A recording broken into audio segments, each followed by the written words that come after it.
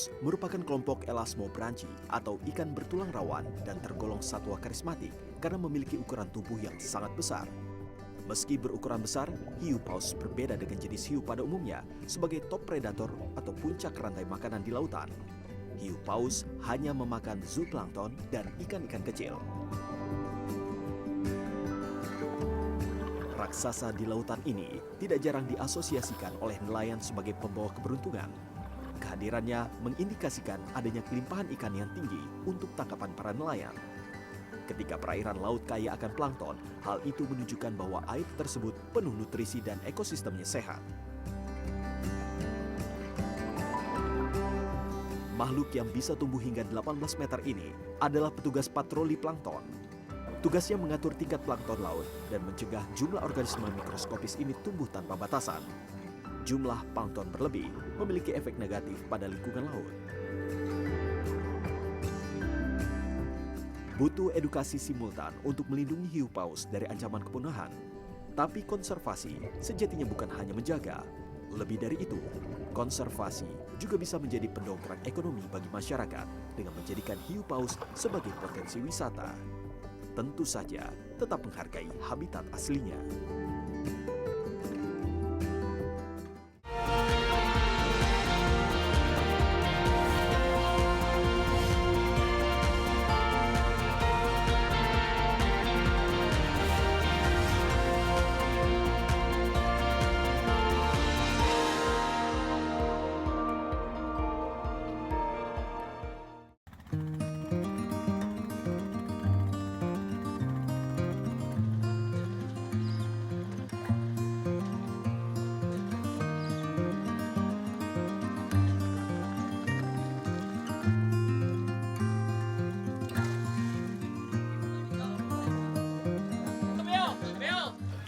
Kita sekarang lagi mencoba, ini agak sulit ya untuk tagging whale shark-nya. Nah, tagging ini diperlukan supaya kita bisa monitor perjalanan whale shark itu. Dan ini agak sedikit sulit karena whale shark-nya langsung bergerak-gerak sehingga copot. Kita akan coba lagi, semoga sukses.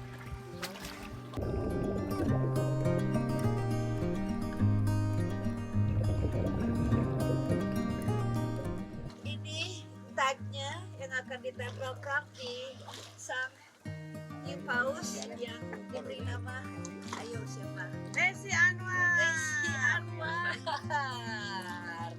Oke.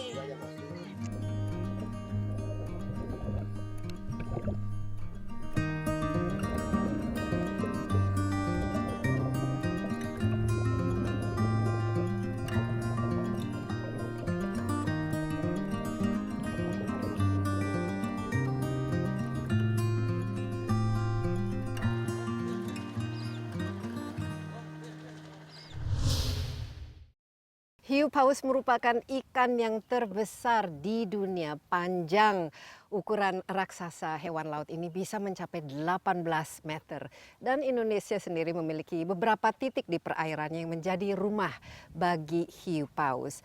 Akan tetapi hiu paus ini adalah rawan punah, ya, terancam punah, dan Indonesia sendiri telah memasukkan hiu paus ini dalam daftar hewan yang dilindungi. Nah, tentu saja kita perlu bekerja keras untuk melestarikannya agar jumlah dari ikan hiu paus ini tidak berkurang. Kalau bisa terus bertambah. Nah, bagaimana upaya untuk melakukan konservasi terhadap binatang yang luar biasa uniknya ini? Insight with Desi Anwar kali ini berada di Teluk Saleh di Sumbawa dan kita ditemani oleh May Zani Irmadiani atau Mbak May yang kita panggil.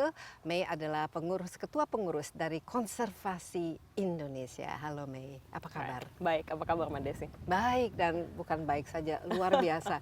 Ini betul-betul merupakan salah satu tempat favorit saya. Kita lihat di belakang ada Tambora, Gunung Tambora, dan di sini Teluk Saleh yang ini tadi pagi. Saya mau cerita sedikit ya. Tadi pagi jam 6 pagi kita mulai menyelam dan bertemu dengan beberapa ekor hiu paus itu sendiri dan sempat berenang-renang.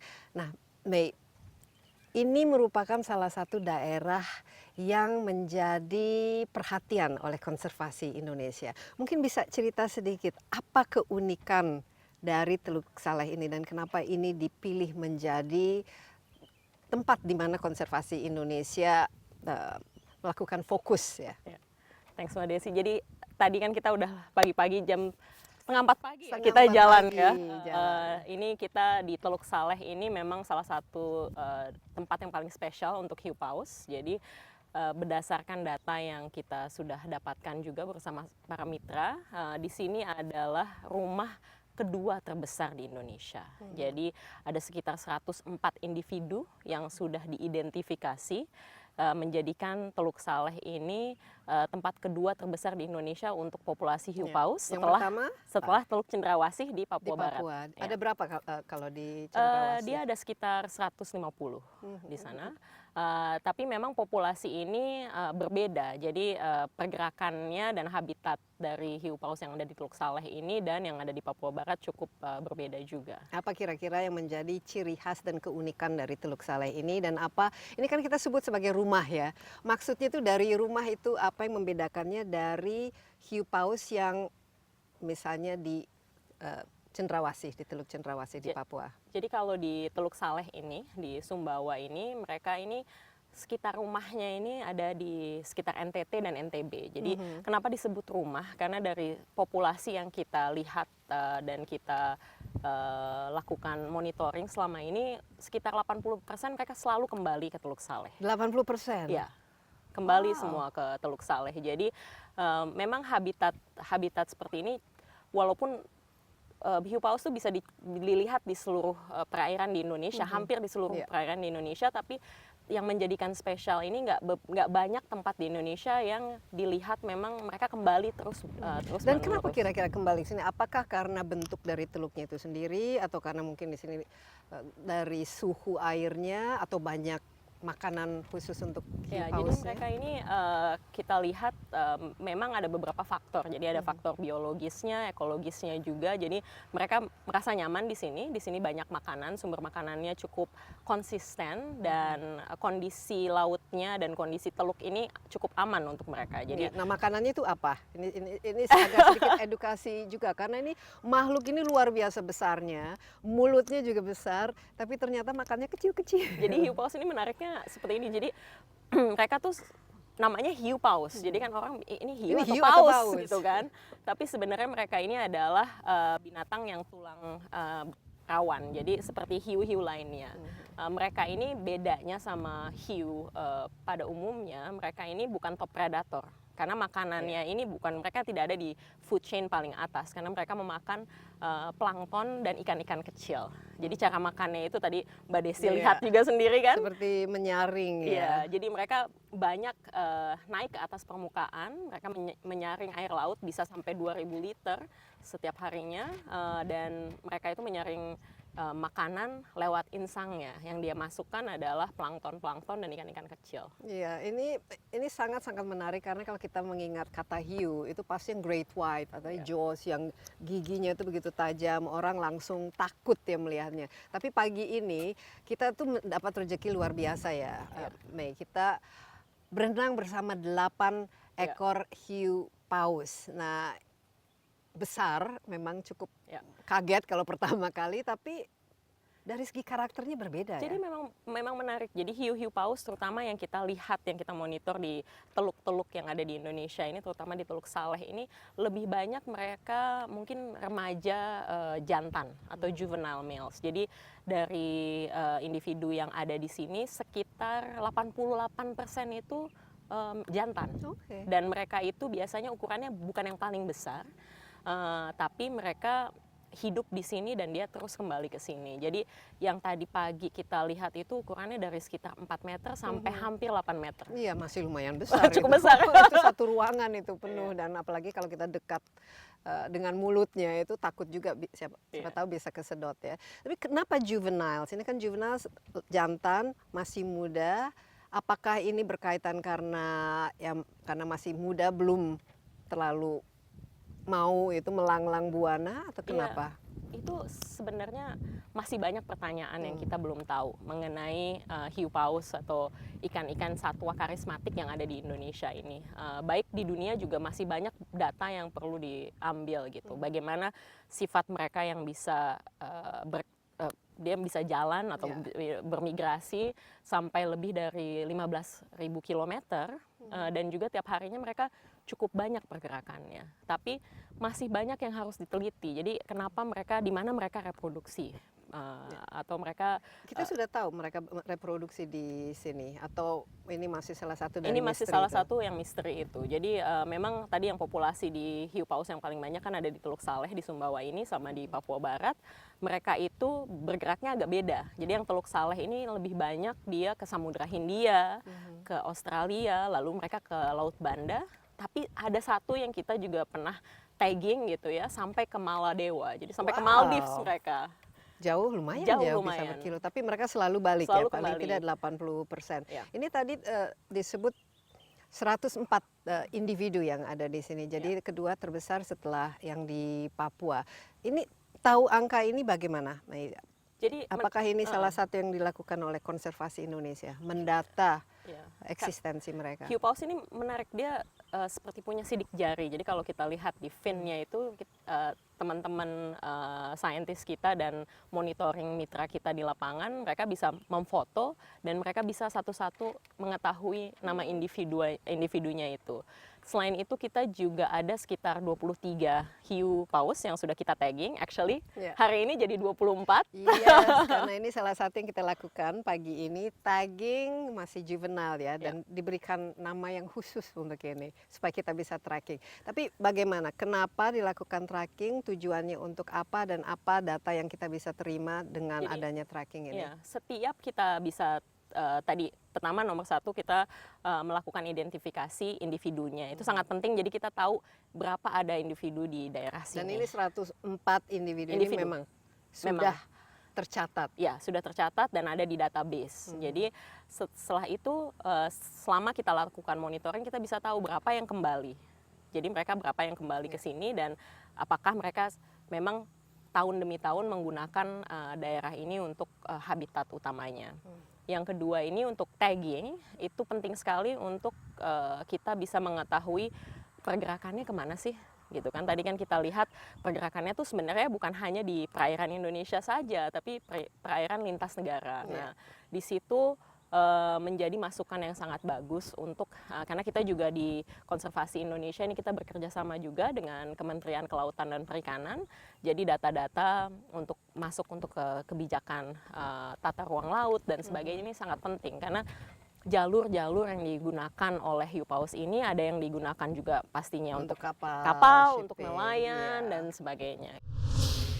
Jadi kita percaya bahwa konservasi itu harus dilakukan bersama semua mitra ya, semua pihak. Lalu juga pendekatan konservasi kita itu kita percaya bahwa selain perlindungan dan pelestarian baik ekosistem maupun spesies-spesies kunci seperti hiu paus ini, yang paling penting juga adalah pemanfaatan yang berkelanjutan.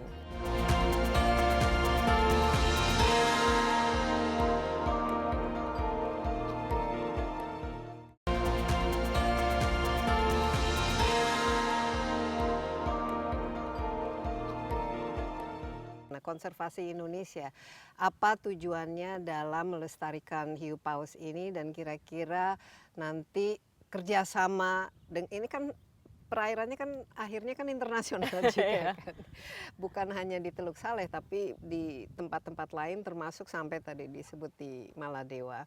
Bagaimana upaya untuk melakukan konservasi ini? Ya, jadi kita Yayasan Konservasi Indonesia ini sebenarnya yayasan yang berdiri di Indonesia dan kita memang bekerja untuk melindungi dan melakukan pelestarian atas ekosistem penting di Indonesia, dan kita juga adalah mitra utama Conservation International yang ada di Indonesia ini. Jadi kita punya mitra dan network yang cukup banyak ya, bukan hanya di Indonesia tapi di tingkat global juga, tingkat regional dan global. Jadi data-data ini tentunya karena kita adalah organisasi yang berbasis sains, ilmu pengetahuan, ini semua menjadi data publik publik. Kita bekerja sama juga dengan kementerian, Pemda, dan juga ada beberapa publikasi-publikasi ilmiah yang tentunya ini membantu juga untuk sharing ya. Ya, dan kalau saya lihat ini bisa menjadikan salah satu destinasi wisata karena ya banyak sekali orang yang pasti ingin melihat dan berenang dan menyaksikan hewan raksasa ini. May, bagaimana kerjasama tentu saja dalam kita melakukan konservasi kan juga harus bekerja sama dengan komunitas daerah setempat, tapi juga ada inilah peningkatan dari segi kesejahteraan maupun ekonomi, tentu saja dengan tetap melestarikan hewan-hewan tersebut. Jadi kita percaya bahwa konservasi itu harus dilakukan bersama semua mitra ya, semua pihak. Lalu juga pendekatan konservasi kita itu kita percaya bahwa selain perlindungan dan pelestarian, baik ekosistem maupun spesies-spesies kunci seperti hiu paus ini, yang paling penting juga adalah pemanfaatan yang berkelanjutan. Di situ seperti kayak di Sumbawa ini, di Desa Labuhan Jambu terutama, di mana kita menginap malam kemarin, kita bekerja dengan Pemda dan juga masyarakat untuk membangun sistem ekowisata. Jadi pemanfaatan yang berkelanjutan seperti ekowisata ini sebenarnya kunci dari transformasi ekonomi ya, dan juga pembangunan. Karena konservasi itu tidak akan bisa sustainable, nggak akan bisa jalan terus kalau masyarakatnya nggak menerima manfaat, gitu kan. Ini manfaat langsung ya. Iya, sangat penting. Tapi untuk membuat ini menjadi suatu ekowisata yang betul-betul eco-friendly, tapi juga memiliki istilahnya kenyamanan, akses untuk para pengunjung maupun turis, dan juga supaya mereka tidak kecewa lah. Tadi kita sangat-sangat beruntung. Kita tidak mengharapkan untuk melihat, mungkin saya pikir mungkin 1 atau 2 ekor, tapi ternyata 8. Tapi ini adalah hewan laut. Jadi ya hewan liar ya. Hewan liar. Kita tidak bisa, ayo hari ini kita mau datang. Ya, jadi memang ada di tempat. Gitu. Diawali kita kemarin memang dari awal itu melakukan pertama sains, jadi data identifikasi habitat dan pergerakan mereka. Lalu juga kita kerja dengan masyarakat dan juga Pemda untuk melatih untuk pertama mengetahui bahwa ini hewan yang dilindungi loh, ya kan, tadi kan Mbak Desi bilang juga ini sudah jadi spesies yang dilindungi oleh Indonesia. Yang kedua bahwa sebenarnya spesies ini adalah spesies yang penting untuk ekosistem. Jadi tadi kan disebut mereka makan plankton. Jadi fungsi plankton atau fungsi mereka untuk mengontrol populasi plankton itu penting, karena walaupun adanya organisme seperti plankton itu bagus, indikator ekosistem yang baik, tapi kalau terlalu banyak juga akan bisa membuat dampak yang negatif. Selain itu yang paling penting bahwa masyarakat, terutama nelayan-nelayan yang ada di Bagan, jadi spesialnya lagi di Teluk Saleh ini adanya bagan-bagan ikan ini. Jadi di situ di mana masyarakat bisa membangun ekowisata, wisatawan bisa datang untuk berinteraksi langsung di habitatnya. Ya, ini juga semacam platform ya di mana paling tidak nanti boatnya bisa datang ke sana dan di situ dilakukan aktivitas memberi makan dan lain sebagainya ya. Jadi dengan adanya Bagan ini, dan juga bukan hanya Bagan, sebenarnya ada sekitar 60-an bagan yang ada di Desa Labuan Jambu ini di Teluk Saleh, tapi juga kita kerjasama dengan operator boat. Jadi nelayan-nelayan ini juga punya alternatif livelihood selain perikanan.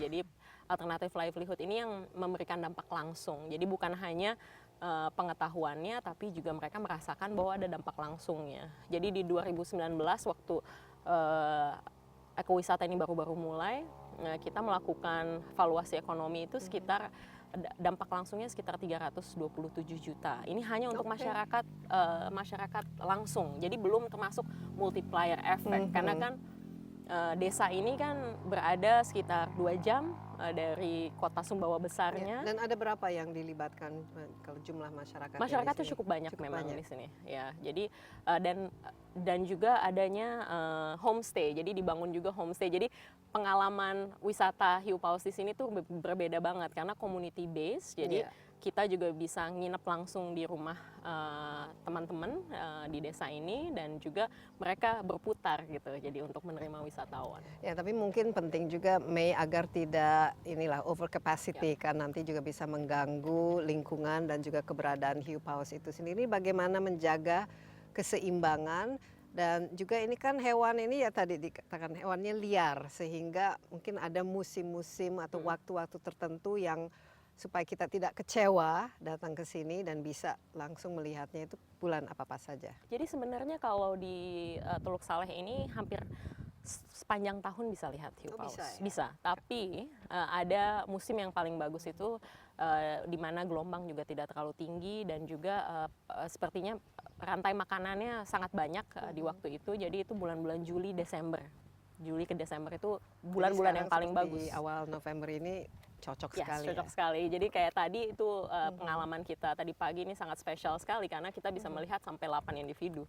Ya, tapi Yayasan Konservasi ini pasti melakukan edukasi ya. Apa-apa saja yang informasi yang perlu diberikan bukan saja bagi masyarakat yang mengelola di sini, tapi juga para pengunjung yang datang ke sini. Karena ini kan bukan destinasi wisata yang biasa-biasa saja, tapi ini kita langsung berinteraksi dengan alam sehingga kita harus betul-betul menjaga bukan saja kelestarian tapi menghormati ya lingkungan mereka. Apa-apa saja yang harus kita ingat? Jadi kita harus ingat bahwa pertama ini adalah hewan liar. Jadi kita untuk datang untuk melihat mereka di habitat aslinya. Jadi di situ kita ada 3 cara interaksinya. Yang nomor 1 itu wisatawan bisa datang naik boat, terus bisa naik ke bagan atau lihat hiu paus dari boat. Yang kedua ada untuk snorkeling, jadi atau free diving, dan juga untuk scuba diving. Nah, di semua aktivitas ini kita memang menginformasikan bahwa kita boleh melihat dan mengawasi apa sih yang mereka lakukan, tapi tidak boleh terlalu dekat ataupun memegang. Jadi tidak boleh juga mengganggu dan Tapi mereka sangat friendly ya kita lihat tadi. Justru kita tidak ngapa-ngapain mereka yang datang. Iya, mereka malah kayaknya nggak tahu perilakunya tuh Kenapa ya? tertarik Apakah mereka memang ya, dan mungkin mereka curious nyaman ya? dan mereka nyaman. Jadi kita memang ingin juga ke depannya walaupun wisatawan akan tambah banyak, tapi kegiatannya itu bisa dilakukan secara berkelanjutan. Jadi hiu pausnya tuh tetap nyaman dia ada di sini. Dan berarti harus ada kuota kan, tidak boleh berbondong-bondong langsung ratusan orang yang datang menyaksikan. Ya. Nah selama ini berjalan dengan baik, Mei. Sudah berapa lama ekowisata ini? Ekowisata ini berlangsung sudah dengan beberapa Yayasan tahun. Konservasi. Ya, ekowisata ini sebenarnya cukup sudah sukses. beberapa tahun dan terus meningkat ya, terutama sekarang setelah COVID cukup sudah mulai berkurang. Jadi banyak sekali wisatawan yang tahu dari sosial media dan juga dari motocross GP. Iya, motocross GP kemarin. Iya kemarin. Jadi mereka sudah melihat dan kita harapkan ini tidak mengganggu upaya untuk melakukan konservasi maupun lestari. Nah, memang rawan punah ya. Iya. Kalau secara total di seluruh dunia apa ada angka datanya Mei, atau hanya untuk Indonesia mungkin ada ballpark figure, dan apakah angka ini terus menurun? Kita memang lihat tren angka hiu paus di seluruh dunia ini menurun. Jadi ada beberapa faktor yang memang ini sebenarnya ini adalah ikan paling besar ya, tadi kan kita lihat sendiri. Ini ikan yang paling besar di dunia yang pernah hidup dan yang sekarang hidup. Jadi yang usianya juga jutaan tahun. Iya, mereka sudah 70 tahun ada di 70 juta tahun ada di bumi ini, dan reproduksi mereka tuh cukup lama. Karena mereka ini bisa data yang kita lihat secara global itu mereka bisa hidup sampai umur 80 tahun. Jadi proses dan fase pengembangan hiu pausnya itu juga cukup lama. Jadi jika misalnya ada faktor-faktor lain seperti lingkungan atau mereka ketabrak atau yang bisa mengurangi baik habitat di mana dia hidup atau makanan yang dia bisa dapatkan, ini akan menurunkan lebih lagi populasinya karena tadi faktor reproduksi itu nomor 1. Tentunya ada tekanan-tekanan lain kayak misalnya bycatch. Jadi kalau dulu mungkin ada perikanan targeted fisheries gitu ya untuk finnya atau sirip hiu, tapi kan ini sudah berkurang sekali sebenarnya. Orang tidak memburu secara keseluruhan, tidak terlalu memburu hiu paus kan? Tidak seperti misalnya hiu-hiu lainnya yang diambil siripnya. Di beberapa tempat di dunia masih ada. Di Indonesia sendiri sebenarnya tidak ada perburuan yang masif. Tapi ada juga terjadi mungkin seperti bycatch, jadi misalnya ada mereka tertangkap jaring atau terikat kail di perikanan di laut lepas. Nah ini juga salah satu potensi pengurangan hiu paus. Tadi Mbak Desi bilang mereka juga bisa ketabrak kapal, Iya. karena kan mereka naik ya Iya, kalau naik. kalau Dan makan besar ya. ukurannya juga. Jadi itu juga ada juga kondisi-kondisi seperti itu.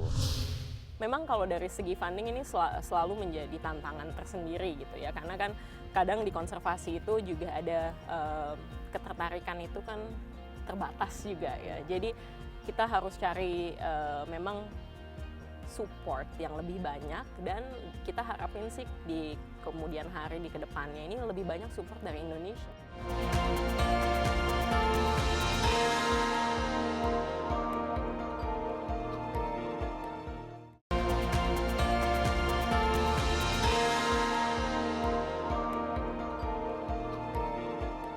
Kan pernah kita tuh cerita-cerita hiu paus itu terdampar. Itu kenapa ya? Apakah karena ini perubahan iklim atau mereka mungkin sense of direction-nya?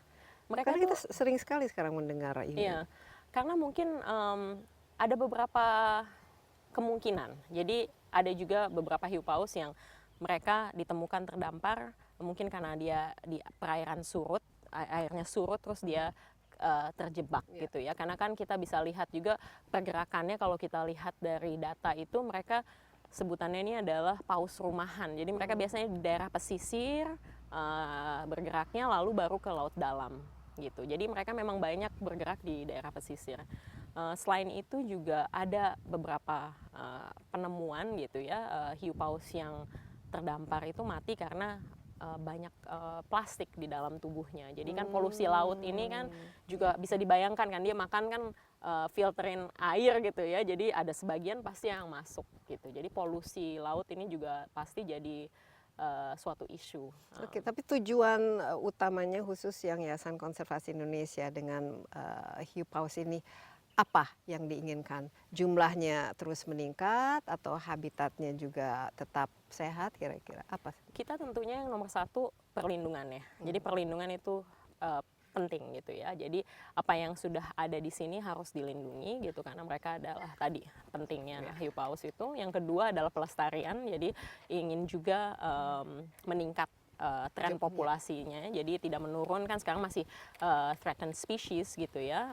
Ini harus naik gitu.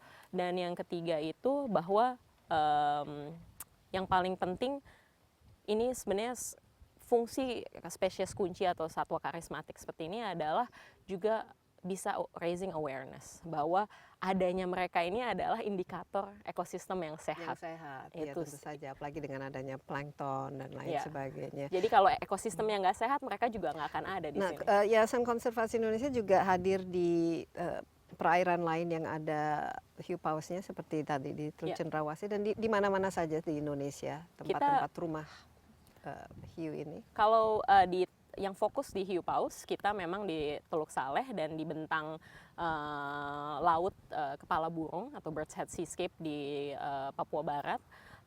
Kita juga ada program, sebenarnya Yayasan Konservasi Indonesia ini kita ada dari Sumatera Utara sampai ke Papua Barat gitu ya.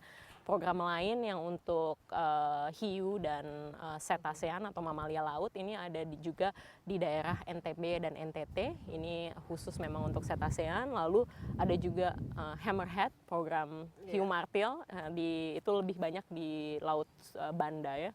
Ya, kita memang Indonesia itu sangat-sangat kaya di ini ya, biodiversity kita ya, keragaman hayatinya. Dan ini kita senang sekali kalau ada upaya-upaya untuk melakukan konservasi, karena ini bukan saja memang penting, tapi ini juga merupakan satu edukasi bagi kita semua ya, betapa penting kita harus melestarikannya. Nah, ini selama ini tantangan terbesar dalam melakukan konservasi di Indonesia, walaupun misalnya sudah didaftar bahwa ini dilestarikan atau dilindungi, tapi ini masih tentu saja terjadi pelanggaran-pelanggaran atau ya aktivitas yang seperti misalnya melakukan pemboman ketika menangkap ikan. Nah, ini apa tantangan terbesar untuk konservasi di Indonesia? Tantangannya cukup kompleks memang dan tergantung kita bekerja di mana. Tapi yang tantangan paling utama memang kadang nggak semua bisa melihat atau kita juga belum punya banyak contoh-contoh bagaimana konservasi itu sebenarnya bermanfaat langsung untuk masyarakat, untuk tingkat Pemda, provinsi, dan tingkat nasional juga. Jadi kita semua harus merasakan manfaat dari konservasi itu. Manfaatnya tuh ekonominya Ya, kan. ekonominya itu penting. Nah, yang kedua yang pasti tanpa kita bekerja dengan mitra akan sulit. Jadi di sini adalah salah satu contoh yang baik karena kita kerjasama dengan mitra masyarakat sangat dekat dan juga dari Pemda banyak sekali komitmen mereka yang sudah mengangkat isu ini menjadi isu kebijakan. Yeah. Jadi di NTB ini pemerintahnya dari provinsi sudah punya keputusan gubernur untuk rencana strategi aksi untuk pelestarian hiu paus gitu, dan juga ada kebijakan-kebijakan lain di tingkat desa maupun di tingkat kabupaten juga. Jadi selama ini sudah bagus ya kerjasamanya, ada dukungan Ada itu. sangat. Kalau dari segi funding bagaimana? Kalau Mei? dari Karena segi, biasanya kalau ya. yayasan kan kuncinya kan fundingnya supaya Iya. apa yang dilakukannya kan bisa berkelanjutan. Iya, memang kalau dari segi funding ini selalu menjadi tantangan tersendiri gitu ya, karena kan kadang di konservasi itu juga ada ketertarikan itu kan terbatas juga ya. Jadi kita harus cari memang support yang lebih banyak, dan kita harapin sih di kemudian hari di kedepannya ini lebih banyak support dari Indonesia. Iya, ini kan yayasan Iya. Indonesia kan nasional kan. Iya. Jadi kalau kita ada support dari Indonesia dan juga mungkin bisa mengembangkan suatu ekonomi yang lebih transformatif gitu ya secara nasional, ini sangat bagus sekali karena bagaimanapun juga tugas atau fungsi konservasi itu sesuatu yang jangka panjang. Jadi sifatnya tidak bisa cuman setahun 2 tahun saja. Ya, dan juga pasti ada aspek bagaimana meningkatkan kesejahteraan maupun perekonomian masyarakat yang tinggal di area tersebut ya. Ini menarik mengenai alternative livelihood itu sendiri. Bagaimana dengan melestarikan kita justru bisa mendapatkan income. Biasanya kan dengan merusak, ya, membunuh dan lain sebagainya. Ngomong-ngomong di Indonesia ini kita memiliki tadi saya tesin ada hiu, ada paus. Nah bedanya kan kalau hiu kan disebut ikan, kan? Iya. Kalau paus kan mamalia. Coba mungkin ini Iya. ada sedikit Jadi- science lesson mengenai Bedanya ini ya, Antara jenis-jenis ikan, satwa ya, karismatik yang ada di laut ya, Indonesia, yang ada karena di ini Indonesia. merupakan kekayaan dari kita. Betul. Jadi kalau yang tadi seperti hiu paus ini adalah elasmobranch yang tulang rawan. Itu ada hiu paus, ada hiu, ikan-ikan hiu, dan juga pari manta dan jenis-jenis pari yang lainnya. Jadi Kalau hiu sendiri, Mei tahu ada berapa jenis hiu yang bisa ditemukan di Indonesia? saya nggak tahu. Black tip. Ya banyak, Ya, cukup banyak juga cukup ya, banyak. karena kita bisa ada dari great white sampai ada treasure shark, ada banded Iya. cat shark. Saya 2 minggu yang lalu diving aja ada 5 jenis Iya, dan hanya di ada satu tempat, ada manta dan ada juga, manta manta juga, ray. pari manta yang Iya, pari. sangat besar. Dia Jadi makan plankton juga ya. ya, jadi sangat banyak sekali jenis-jenis itu. Nah, bedanya hiu dan pari dengan cetacean atau mamalia laut ini kayak paus dan paus. lumba-lumba ini, kalau mamalia ini mereka untuk bernafas harus ke atas, ya kan? Makanya ada ini semburan-semburan. Jadi kalau hiu paus ini mereka tidak perlu, jadi mereka bisa dive, bisa menyelam sangat dalam sekitar 2000-an meter. Wow. Mereka naik ke atas tuh lebih banyak memang untuk cari makan, jadi bukan untuk bernafas. Dan mamalia laut tentunya mereka beda ya, jadi mereka melahirkan anak gitu. Iya. Tapi yang menarik sebenarnya dari hiu paus, walaupun mereka bukan mamalia laut, mereka tuh sebutnya vivipar. Jadi mereka punya telurnya itu di dalam. Jadi dia melahirkannya tetap anakan. Oke. Jadi mereka agak berbeda. Jadi sebenarnya dengan, ya agak ya. berbeda dengan yang lain. Sebenarnya kita fokus di ekosistem. Jadi Ekosistem. ekosistem baik di daratan maupun di lautan. Jadi kayak di Sumatera Utara kita lebih banyak fokus kepada lanskap ya. Jadi bentang alamnya di situ kita fokus di area di mana memang hutannya masih bagus juga. Ada spesies-spesies kunci kayak tapanuli, orang utan, harimau Sumatera dan sebagainya.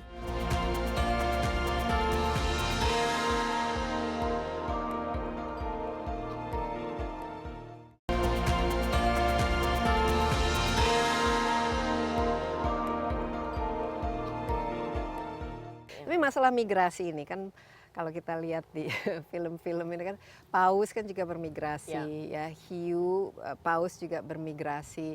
Ini apa yang menjadi motivasi untuk migrasi itu? Apakah ya untuk mencari makanan atau sesuai dengan arus Ya, jadi mungkin laut atau di mana mereka reproduksi, mungkin ada tempat-tempat favoritnya gitu. ya, jadi memang di binatang-binatang laut ini memang mereka bermigrasi cukup banyak ya, dari paus Dan maupun jauh hiu paus sekali dan bisa jauh sekali. sampai. Tadi yang di daerah Teluk Saleh ini di Sumbawa ini kan sampai tadi ke Maldives, Maldives itu ya. ya. Kalau yang di Papua Barat ini sampai ke Marshall Islands di Pacific. Wow. Jadi mereka ke Palau, ke tempat-tempat lain juga. Nah, memang ada musim-musimnya. Jadi itu juga mungkin ada impact-nya terhadap makanan mereka, tapi juga tadi kebutuhan untuk reproduksi dan juga kebutuhan pergerakan mereka secara alamiah. Dan memang kedepannya itu salah satu yang menjadi tantangan, walaupun kita punya data-data sementara, tapi climate change atau perubahan iklim ini akan merubah juga kebutuhan pergerakan mereka, karena makanan dan makanan dan juga suhu dari air lautnya itu sendiri tentu saja mengubah, dan katanya juga mungkin radar mereka juga terganggu ya karena ada cuaca ekstrim dan lain sebagainya. Ya, mungkin itu untuk kebutuhan terutama yang tadi bioekologisnya itu untuk makanan dan sebagainya. Karena kalau hiu paus sendiri karena mereka bukan cetacean atau paus, mereka tidak menggunakan echolocation gitu ya. Tapi tadi fungsi sumber daya yang ada, yang tersedia itu akan menentukan mereka akan bergerak seperti apa ke depannya. Oke. Kalau misalnya hiu paus yang dari Papua pernah ditemukan di perairan sini, maksudnya jadi mereka saling berkunjung, itu mereka terjadi? Itu biasanya lebih banyak mereka itu bertemu di Laut Banda. Jadi di Laut Banda, di Laut Seram itu mereka di mana mereka kita lihat beragregasi. Mungkin di situ adalah tempat reproduksi mereka. Ada juga hiu dari Teluk Saleh ini yang pernah kita temukan di bentang laut Kepala Burung, lebih banyak di daerah Fak-Fak Kaimana di sana. Jadi memang mereka ada, tapi nggak sebanyak itu. Mereka sepertinya ada punya daerah sendiri-sendiri. Tadi kan kita melakukan tagging ya. Kira-kira untuk berapa lama dan data apa saja yang nanti akan didapatkan dari tagging ini? Jadi tagging ini sebenarnya ini tagging yang jenis baru, jadi cukup canggih juga. Kita bisa mendapatkan data cukup pakai dalam. GPS kan? Pakai GPS ya. Jadi nanti dia kliknya kalau lebih bagus kalau dia naik ke permukaan, dan juga baterainya itu tahan lebih lama tapi nggak selama-lamanya, dan masalah utamanya sebenarnya kayak tadi gitu ya, kita juga melihat yang sudah di tagging baru beberapa bulan lalu kadang kotor, jadi mereka nggak bisa mentransmit data. Jadi teman-teman di sini saintis dan juga tim monitoring mereka harus membersihkan. Tapi berarti kan harus menunggu mereka pulang dulu. Iya, dan tapi kan mereka most of them come back, jadi semuanya balik ya. Nah, dari situ itu mungkin ada ya ukurannya bisa lebih besar dan lain. Mei, apalagi yang dilakukan oleh Yayasan Konservasi Indonesia selain hiu paus, cetacean, hewan-hewan lain ini rata-rata fokus ke yang lautan dulu atau? Sebenarnya kita fokus di ekosistem. Jadi ekosistem baik di daratan maupun di lautan. Jadi kayak di Sumatera Utara kita lebih banyak fokus kepada lanskap ya. Jadi bentang alamnya di situ kita fokus di area di mana memang hutannya masih bagus juga. Ada spesies-spesies kunci kayak tapanuli, orangutan, harimau Sumatera dan sebagainya. Tapi di situ banyak juga kebutuhan masyarakat untuk melakukan agroforestry atau sifatnya perkebunan lainnya. Jadi kita ini pasti mengganggu habitat kan? Ya pasti ada perubahan tutupan lahan itu pasti ada dampaknya lah untuk habitat. Jadi kita banyak memang kerja sama dengan di sini. Jadi kita sama mitra di masyarakat, dengan pemerintah juga baik di pusat maupun di daerah. Nah, semua yang kita lakukan ini memang berdasarkan tadi. Yang pertama yang kita identifikasi adalah ekosistem penting di mana sih di Indonesia yang masih butuh disupport, yang perlu banget disupport untuk konservasi. Di mana-mana saja itu yang top 5 lah. Jadi memang kalau di Indonesia sebenarnya cukup banyak ya, tapi yang nomor satu fungsi utama kita memang fokusnya itu di pelestarian alam untuk menjaga kestabilan iklim. Jadi di situ di mana area-area yang memang sifatnya hutannya masih bagus atau mangrove-nya masih bagus, karena kita tahu juga kan mangrove ataupun padang lamun mereka menyimpan fungsi karbon yang sangat penting. Bisa menyerap karbon. Bisa menyerap karbon. Dan juga menciptakan ini ya biodiversity livelihood di Yeah. situ, karena banyak yang bisa menjadi sumber Yeah. pencarian ekonomi. Ya, jadi di situ nomor satu, yang nomor dua di fungsi di kelautan dan perikanan memang sangat penting karena 70% Indonesia adalah laut gitu ya. Dan fungsi laut ini sebenarnya bukan hanya habitatnya tapi menjaga kestabilan iklim juga. Yang ketiga memang fokus kita di transformasi ekosistem untuk ekonomi ke depannya, pembangunan berkelanjutan. Jadi tempat-tempat yang paling kita banyak fokus memang ada di Sumatera Utara. Kita juga akan mengembangkan program dengan pemerintah Indonesia dan mitra lain di pesisir barat dari Sumatera, di wilayah perikanan. Jadi kita akan fokus di perlindungan kawasan dan juga perikanan berkelanjutan. Di situ apa yang menjadi concern di pesisir barat itu? Apakah karena ada overfishing di situ atau kebanyakan tambak atau kurang ininya mangrove-nya? Jadi banyak sekali sebenarnya tadi yang kita juga melihat bagaimana kita bisa melestarikan alam ke depannya yang juga ada memberikan insentif atau manfaat langsung. Jadi perikanan ini kan salah satu sektor paling utama di Indonesia. Jadi bukan hanya untuk pemanfaatan secara ekonomi, tapi juga lebih banyak juga sangat penting untuk food security. Jadi kita ingin mengembangkan bersama-sama science-based management di situ, baik di perikanan maupun kawasan konservasi, karena kita diminta untuk membantu pemerintah juga untuk mendukung pelestarian kawasan konservasi perairan. Nah, di situ kita mencari how to balance production dan protection. Jadi itu yang paling utama, karena sifatnya itu kalau misalnya daerahnya atau ekosistemnya nanti rusak atau overfish, ini bukan hanya isu devisa negara, ini adalah isu food security gitu. Jadi ketahanan pangan. Jadi kedepannya itu yang menjadi salah satu fokus. Selain itu sebenarnya kita juga kantor utama kita di Jakarta, tapi kita ada program di Jawa Barat untuk perlindungan owa Jawa. Dan juga kita ada bergerak di Lesser Sunda Seascape. Jadi ini Bali, NTB, NTT. Di sini kita banyak di oceans, tapi juga kita masuk di bidang pesisir juga. Nah, kalau kerjasama dengan internasional, kan tadi disebut Conservation International, ini bagaimana?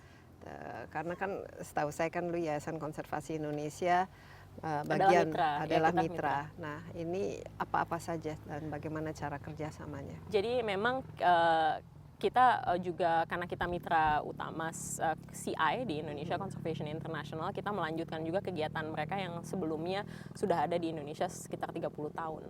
Jadi kita sama gitu ya, bahwa ini adalah suatu organisasi yang science based, jadi pertukaran network untuk science information, discussions, dan juga tantangan-tantangan atau juga skill set lain yang memang ini saling sharing lah. Karena yang mungkin yang dilakukan di tingkat global ada yang bisa dilakukan di Indonesia, tapi banyak yang tidak bisa dilakukan, atau banyak juga sharing learning yang ada di Indonesia yang bisa kita gaungkan di tingkat internasional. Iya, dan saya lihat juga tim-timnya Mei sendiri kan masih muda. Mungkin bisa cerita sedikit mengenai yayasan itu sendiri, Mei, dan ada di mana saja dan berapa orang anggota timnya. Jadi latar belakangnya itu seperti apa sih? Tadi kita lihat waktu tagging itu mereka sangat ini ya, very skilled gitu dan paham sekali sepertinya mengenai apa yang mereka lakukan. Jadi kita ada sekitar 11 kantor di seluruh Indonesia. Memang banyak juga tim-timnya yang masih muda gitu, tapi juga banyak yang sudah berpengalaman gitu ya. Jadi kita cukup diverse juga. Banyak juga kan kita science based organization, jadi kita cukup banyak ada tim scientist juga gitu ya. Ada juga teman-teman yang dulu banyak juga sekarang bergerak di bidang policy, jadi kebijakan publik itu sangat penting. Lalu juga ada di sustainable finance. Saya juga sendiri sebenarnya bukan scientist, jadi tapi tim kita cukup banyak lah, kita ada sekitar 120 orang dan juga fungsi dari tim ini sangat dinamis karena kita ada tim yang bekerja di beberapa area, tapi kita yang based mostly di Jakarta ataupun di Bali, tapi kita juga punya banyak tim yang sebenarnya based di lapangan. Jadi inovasi-inovasi yang bisa dilakukan di konservasi itu selain berdasarkan sains harus berdasarkan Kebutuhan real, dan kebutuhan real. masyarakat, harus Iya. bottom up juga Harus ya. bottom up, tapi juga harus dilakukan fungsi-fungsi atau contoh-contoh yang ada di lapangan harus dinaikkan ke atas. Jadi bisa sama-sama dengan pemerintah pusat atau dengan mitra-mitra di tingkat nasional, bisa saling kita celebrate gitu. Karena kan konservasi ini Iya. panjang tapi juga ada hal-hal yang perlu kita selalu bisa celebrate. Kita ingin semuanya bangga bahwa kita adalah salah satu negara yang sumber dayanya ini sangat diverse ya, dan kita butuh untuk sama-sama membangun ini. Jadi mudah-mudahan kedepannya tambah banyak teman-teman, apalagi generasi muda yang mau bergerak di bidang konservasi.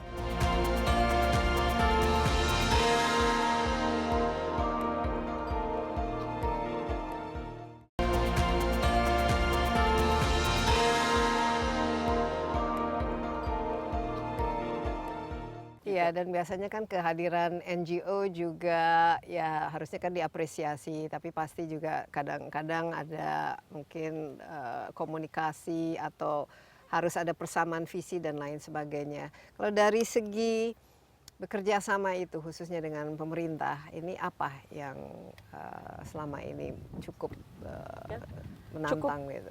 Mungkin sebenarnya proses kerjasama itu berevolusi karena mungkin konservasi sekarang juga sudah sangat berkembang. Indonesia sendiri sudah banyak sekali leaders di bidang konservasi ya, maupun bukan hanya di LSM, sebenarnya di pemerintah sangat banyak gitu. Jadi memang ada proses kemitraan itu yang harus terus adaptif, seperti proses manajemen lah ya, semuanya harus adaptif dan sesuai dengan Ya, tapi dan tidak tumpang tindih ya, dan maupun semuanya itu harus melihat fungsi-fungsi masing-masing dan juga ada value creation yang kita bangun bersama, itu yang paling penting. Jadi saling Mei memperkuat. sendiri ketertarikan untuk menjadi bagian dari Yayasan Konservasi Indonesia ini apa kalau bisa? Karena Selain karena cinta dengan hewan. hiu paus. Karena sebenarnya selain saya suka sekali di alam gitu ya, di nature dari dulu dari kecil, tapi memang saya lihat sebelum saya di LSM di Yayasan Konservasi Indonesia ini, saya banyak bekerja di bidang bisnis sebenarnya. Yeah. Jadi saya lihat juga tantangan pengembangan ekonomi itu penting Yeah. berdasarkan ekosistem yang sehat. Jadi apapun yang dilakukan. Jadi dulu saya pernah di bidang renewable energy, pernah juga di bidang sustainable plantation dan yang lain gitu. Penting sekali didasarkan dengan ekosistem yang sehat dan ekonomi yang berkelanjutan yang memberikan manfaat. Jadi ya tentunya, jadi ya ada tentunya expertise di situ dari segi finance-nya jalan, tapi kepedulian terhadap Iya. lingkungannya juga ada, tapi juga bahwa masyarakat juga perlu dibantu untuk meningkatkan kesejahteraan mereka juga ya. penting ya. Ya, dan juga senang sekali ya. Jadi berapa kali setahun saya Nah bisa ini dia. Jadi sudah kemana-mana saja selama di KI? sudah kemana-mana. Saya sudah dari tadi dari Sumatera sampai ke Yang paling Papua menarik Barat. karena ini juga mungkin bisa dikembangkan menjadi ekowisata. Sekarang kan kalau wisata harus ada nilai tambahnya. Iya. Orang kan mencari itu experiential.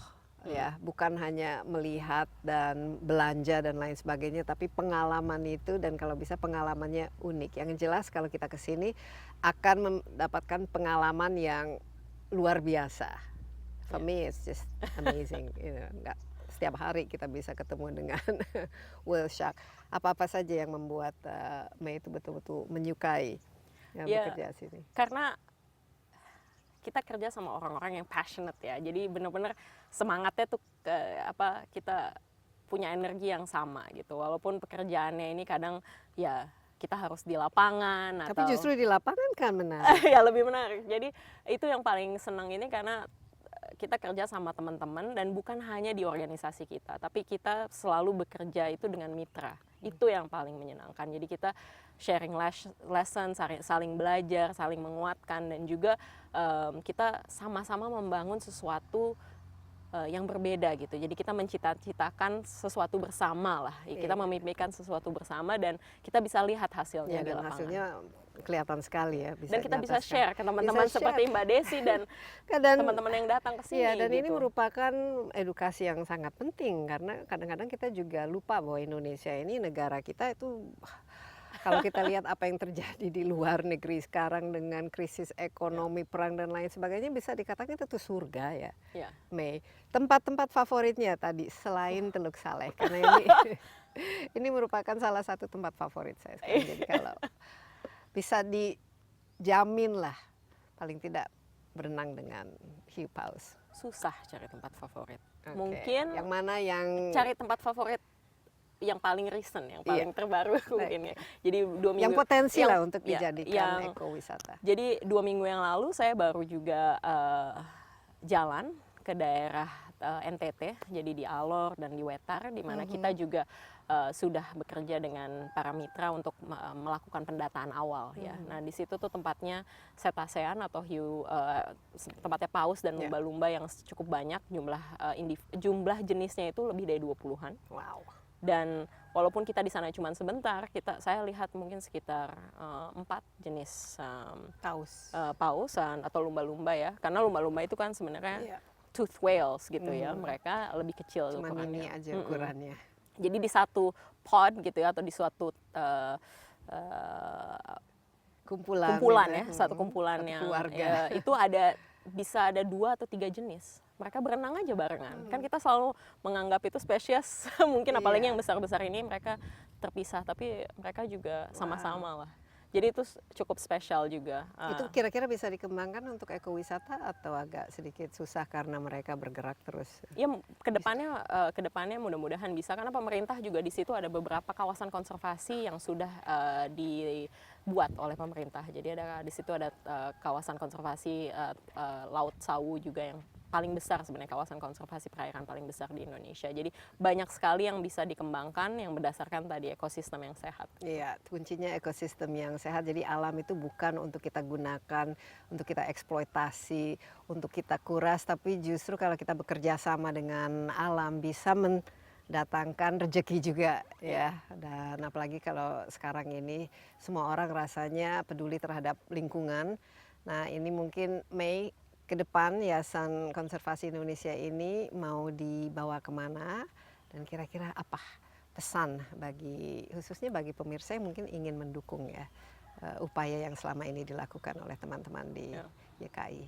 Jadi di Konservasi Indonesia ini kita ingin banget sama-sama bekerja untuk melestarikan dan melindungi apa yang kita punya di Indonesia. Dan kita ingin semuanya bangga bahwa kita adalah salah satu negara yang sumber dayanya ini sangat diverse ya, dan kita butuh untuk sama-sama membangun ini. Jadi mudah-mudahan ke depannya tambah banyak teman-teman, apalagi generasi muda yang mau bergerak di bidang konservasi. Dan konservasi itu tadi nggak harus jadi saintis kok. Bisa juga dari sektor-sektor lain gitu ya, agar yang penting kita bisa membawa nilai tambah. Dan juga mudah-mudahan ke depannya nanti juga sains dan dan komunitas ilmiah di Indonesia tambah berkembang gitu. Jadi bukan hanya kita bisa melindungi dan melestarikan, tapi kita punya informasi yang bisa kita lihat dan kita sama-sama pelajari untuk sebenarnya bukan hanya Indonesia aja, tapi buat di dunia juga. Iya, dan ini akan menjadi semacam treasure ya, atau kekayaan yang lebih lagi. Dan ini tentu yang dilakukan oleh YKI kan, mendata, membuat paper dan lain sebagainya. Ya. Dan kerjasama dengan universitas. Jadi KI banyak sekali kerjasama di universitas dimanapun kita berada. Jadi itu kita juga banyak melakukan program capacity building untuk yang scientist. Jadi yang scientist dan juga LSM baru. Jadi sebutannya itu startup itu bukan hanya di tech loh. Iya. Bisa juga loh startup itu berbasis komunitas dan berbasis spesies atau berbasis ekosistem. Oke, Mei, terima kasih banyak. Semoga sukses terus Thank ya you, Mbak Desi. upaya melakukan konservasinya juga, dan tentu saja mungkin kita anggap Sumbawa itu agak jauh ya untuk dikunjungi, tapi sebenarnya tidak. Ini daerahnya sudah mulai naik daun. Setiap tahun nanti sampai tahun 2024 akan diselenggarakan motocross GP di sini, dan ini tentu saja merupakan kesempatan untuk melihat betapa indahnya pulau ini. Dan jangan lupa tentu saja datang ke Teluk Saleh. Di sini kita bisa berenang dengan hiu paus raksasa yang luar biasa besarnya, tapi sangat gentle ya, tidak terlalu menakutkan. Jadi kita bisa berenang-berenang bersama mereka. Ya, demikian Insight with Desi Anwar kali ini. Jangan lupa Anda juga dapat menyaksikan acara ini di cnnindonesia.com dan di YouTube Insight with Desi Anwar. Sampai jumpa. Bye bye.